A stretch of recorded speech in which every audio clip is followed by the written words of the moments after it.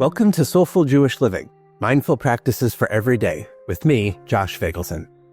I'm grateful you're here, and I hope you benefit from our time together. The first case of insomnia I can remember in my life came when I was 7 years old.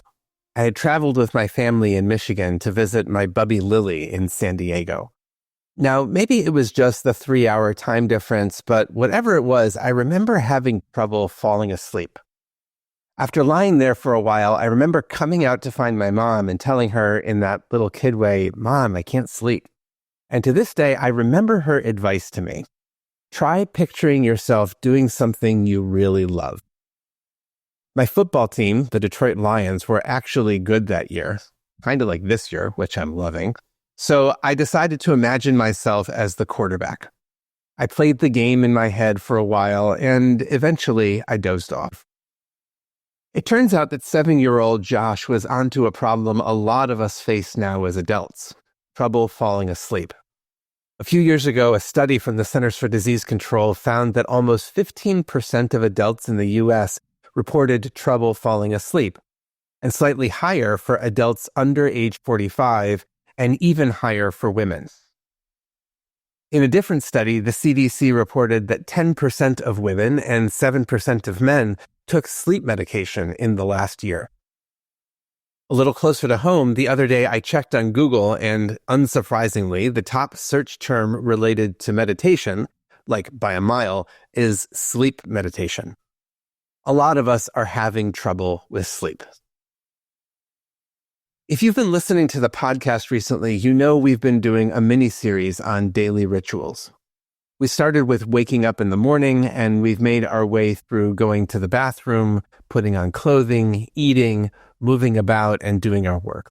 So now we're ready to close out the series with an ancient Jewish spiritual practice, the original Jewish sleep meditation, saying the Shema at bedtime.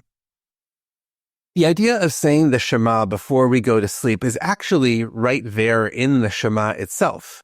Chapter 6, verse 7 of the book of Deuteronomy tells us to say these words when we lie down and when we rise up.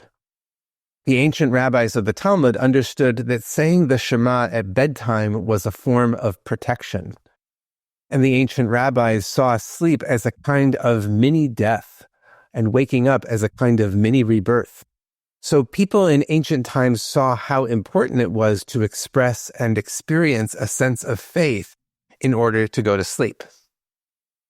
While science has helped us better understand how sleep and waking up work, I think there's still a lot of wisdom in what those rabbis figured out millennia ago.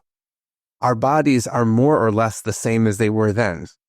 Going to sleep is still an act of courage. It still requires a sense of safety.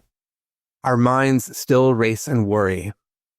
My guess is people in the ancient world struggled like we do with hyperactive minds at bedtime, reviewing and regretting parts of the day we just lived, fretting and forecasting about the days to come, although they didn't have the added challenge of phones on your nightstand that are designed to keep you awake. So before we get to the practice, as I've said so many times during this series, stop looking at the phone. Ideally, don't even have it in your bedroom. I actually charge mine in the kitchen, and I try to have a full hour of no screen time before closing my eyes. That definitely helps. I get that may be a challenge if you're listening to this in bed right now. You might consider listening to this practice before bed and then trying it on your own. Okay, now for the practice itself. Once you've gotten yourself into a comfortable position, take a few good, deep breaths. With each exhalation, try to relax a little more. See if you can sense the support of the chair or bed or wherever you're sitting or lying down. As you exhale, try to bring some relaxation to your body, to your feet, your legs, your belly, your chest, shoulders, arms, hands, neck, jaw, eyes. and let those eyes gently close if you haven't already. And now try to bring your attention to the same sensation as you woke up with, a sensation of gratitude for this day that's ending, for this body that's alive, for this mind and this gift of awareness you have. Maybe you notice some worry or anxiety creeping in. If you do, allow that thought or feeling to pass. You don't need to think about it right now. You can think about it tomorrow. Right now, you're just being held in a warm embrace of the divine presence. And now, bring your right hand over your eyes, gently, like you're offering yourself loving protection. And slowly, with each breath, say the words of the Shema. Shema. Let yourself hear, open and flowing. Israel, you are part of this ancient people. Your ancestors have done this practice for thousands of years. Adonai, the divine name that signifies chesed, compassion, loving connection, which embraces and supports you. Eloheinu, the creator who created you and me and all of us.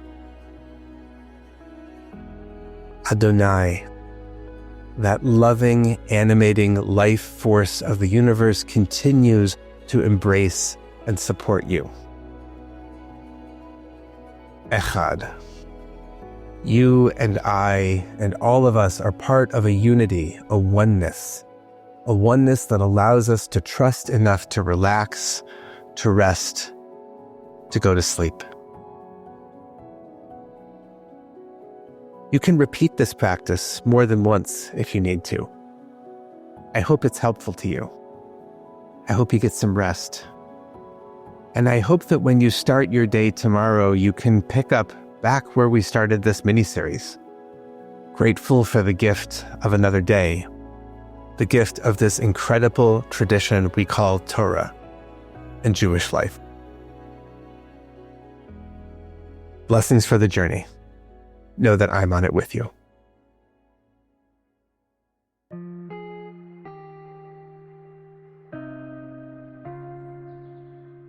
Thank you for joining us for Soulful Jewish Living, Mindful Practices for Every Day, a production of Unpacked, a division of OpenDor Media, and the Institute for Jewish Spirituality. This episode was sponsored by Jonathan and Corey Califer and the Somerset Patriots, the Bridgewater, New Jersey-based AA affiliate of the New York Yankees. If you like this show, subscribe, give us 5 stars, and write us a review on Apple Podcasts. Check out Jewish Unpacked for everything Unpacked related, and subscribe to our other podcasts, and check out the Institute for Jewish Spirituality. Most importantly, be in touch about what you heard today, what you'd like to hear more about, or to dedicate an episode. Write to me at josh@jewishunpacked.com. This episode was hosted by me, Rabbi Josh Feigelson. Audio was edited by Rob Pera, and we're produced by Rifki Stern. Thanks for joining us.